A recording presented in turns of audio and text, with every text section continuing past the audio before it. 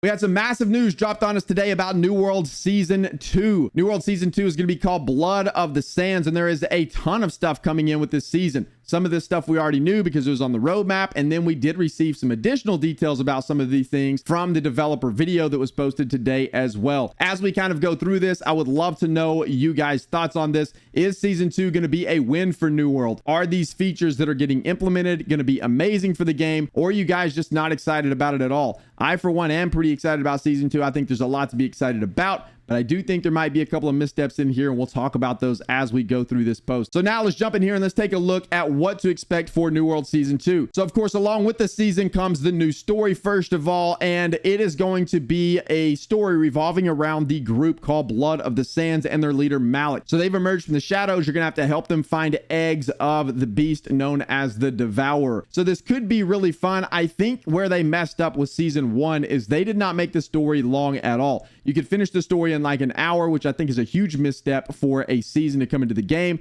A lot of players really enjoy playing through the story, and I know from streaming, a lot of players came into my stream and said they came back to Season 1 specifically to play through the story, and unfortunately you got through it in like an hour and then they were done. They logged out, and that was all they did of Season 1. So now Season 2 comes in. Hopefully there will be some iteration upon the story moving forward, and it'll all come together and be fun, and we'll get a little bit more in-depth story or longer stories for the future, because I know a lot of players do enjoy this type of content. If you're one of the players that don't enjoy the story, then I guess this doesn't apply to you. But then we also have a season pass coming in, just like the Season 1 pass. They did state in the developer video that they are continuously iterating upon the season passes to make them better. And we've seen that along with Season 1 because there were some missteps there. And then they came back and adjusted the season pass to make it easier in some areas, and then just made it overall more fun, I think, or at least I think that's their hope. So hopefully they'll continue to make adjustments to that. And with Season 2, hopefully we'll get a little bit better season pass and rewards. But along with those rewards comes transmog tokens. This is where things get a little bit controversial for this Season 2 update. And this in particular is something I would love to know you guys' opinion on. A lot of people want this in the game. A lot of people love transmog coming into the game. However, along with transmog, you're going to have to use transmog tokens in order to capture the appearance of any gear collected in the world. And then you're going to be able to transform it into a usable skin for your cosmetic collection. Sounds great, but to get transmog tokens, you're going to be able to earn them from the free and premium reward track from the Season 2 pass. So that would lead us to believe that you're also going to be able to buy these transmog tokens from the store. How much they're going to be, who knows, but they've already tagged us with this with the gear sets, and now we're going to have to purchase transmog tokens as well. New World has not monetized us up until this point, until they implemented seasons. Now they are going into this route of monetizing a lot of things coming into the game. I'm not so sure how I feel about monetizing transmog tokens. I wouldn't really care if they were being monetized, if we wouldn't have gotten monetized from the gear sets. I, for one, really wish they would not have monetized the gear sets. They would have given those to us for free or been able to earn those in game somehow by just playing. Unfortunately, those were monetized, and so now I think transmog tokens are going to put a little bit of a bad taste in players' mouths, because now we're going to just feel like we're just getting monetized at every turn. So hopefully these aren't a lot. Hopefully they don't cost a lot, or hopefully we can earn a ton of these from the season pass so that we don't have to buy a bunch of them. We'll just have to wait and see how this works out. Nonetheless, I would love to know what you guys think about transmog tokens, and if you're okay with paying for these, or if you are bitter about this being implemented into the game in the way they are implementing it into the game. Then we of course have the elite trial, the arena of Shah Neshin the Devourer. This is going to be very interesting content for New World. This is the first time New World is implementing any kind of raid style content. There's going to be a 20-man group to go in here and participate in this raid. I think this could overall be a massive W for New World if this is implemented correctly. In the past, New World's implemented some of the mobs in the game, some of the bosses in the game that have just had really bad mechanics, or their hitboxes are awful. We'll see how this goes. There has been some really good bosses implemented as of late. However, sometimes the hitboxes in this game are absolutely terrible. I really hope this is not the case with this sandworm, because it can be incredibly frustrating in PvE sometimes to deal with phantom hitboxes and other things. So I hope they nail this and it is a super fun fight. And then hopefully in the future, we will get full-on, full-blown raids versus just an elite boss in an arena. Nonetheless, they could nail this. This could be a huge addition to the game for PvE. This could bring back a lot of people, I think, and hopefully it will. One thing to note here is that they did confirm in the developer video that this is now a beast mob. So along with the beast mob, you're going to need to get your beast bane and beast ward gear ready. So I'd go ahead and start saving that stuff up. go ahead and start buying up all the mods because you can probably buy them cheap now, or buy the gear because you can probably buy it super cheap now. Save it up because you're going to need it whenever you go fight this sandworm for the 20-player raid. It should be a lot of fun. Hopefully they implement this correctly and it'll be a great addition to the game and a great foundation for raids moving forward. We also have a very interesting one coming in, the seasonal trial, the Hatchery. These are 10 plus max level player activities, and these are pretty interesting. I don't think we know a lot about this yet. I'm not really sure how these are going to function or what this is going to look like, but it does say you fight through waves of enemies to progress the season pass and earn unique rewards in a weekly activity for 10 plus max level players. Players can earn the maximum amount of rewards 7 times a week and will then receive smaller rewards for subsequent runs. Hopefully these are implemented really well, and if they are, this could be yet another really big win for New World on the PvE front. So along with the elite worm and then these and then mutations and invasions, we're starting to build a little bit of a PvE activity here.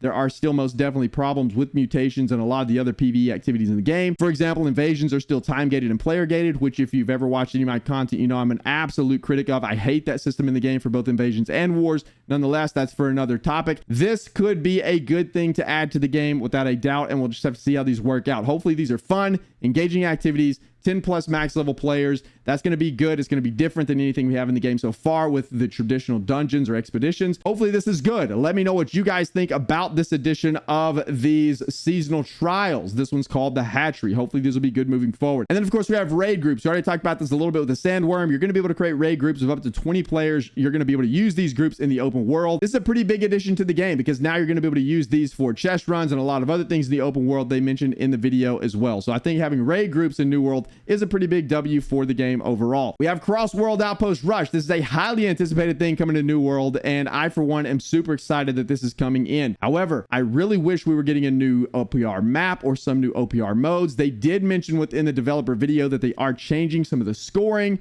They're changing some mechanics to Baroness. They're changing some mechanics to the doors. They're trying to make OPR a little bit more of a strategic mode than it is now. But I really wish we had some major changes coming in for OPR. My suspicion is that they're not adding a lot of major changes for OPR because they are implementing cross-server or cross-world OPR. So now you're going to be able to have cross-region. It says Outpost Rush will soon be playable across any world within the same region. Gain control of fortifications and resources in this 20 versus 20 game mode for max level players. So you're at least going to be able to play cross region, which is fantastic. And you're going to be able to compete with people on the leaderboards cross region, which is also great. But nonetheless, I really hope in the future, very soon this year, I would suspect we'll get at least some new big update for OPR. But unfortunately, season 2 is not going to be it. We're getting some smaller changes to OPR inside of that game mode itself. Hopefully it'll change it up and make it a lot more fun. We'll have to wait and see. I think cross world is a major thing though. This could lay the foundation for New World moving forward. And overall, I think this is a massive win for the game if we're talking about just cross world OPR. I really hope to see some more additions to OPR in the future, and hopefully they'll happen this year.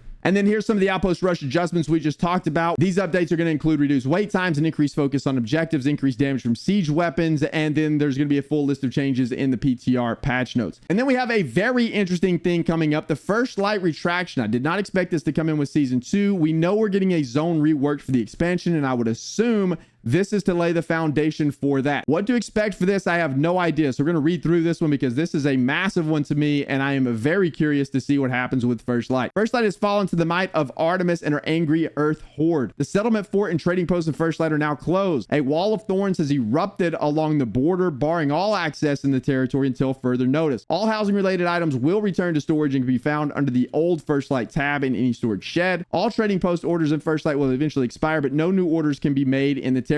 Companies controlling First Light at the time of the retraction will be refunded for their losses, and First Light's faction control point buff has been moved to Weaver's Fin, and Weaver's Fin buff has been discontinued for now. We have big plans for this territory. This is only the first step. Stay tuned for more news about the future of old First Light. This is incredibly interesting to me, and I have no idea what they're going to do for this. I would love to know your predictions down in the comments below, so please let me know what you think is going to happen to First Light. The thing that I hope happens to First Light is I hope this is a new addition to the territory control system, the beginning of a new foundation for that system. If you know anything about me, you know I hate the way territory control works in New World. I think it is the bane of the existence of this game. I think it really does hold back the growth of New World. I just think it's a terrible system. I don't think it works for New World for a lot of different reasons that I won't go into in this video, Be happy to share those thoughts some other time. You can go back and listen to some of the podcasts I've talked about it ad nauseum, but I think it's a god-awful system. I hope this ultimately starts to change that system. Whether this is the case or not, I have no idea. I think maybe this could be some sort of ongoing PvP zone that they're implementing that could just be PvP 100% of the time in the open world.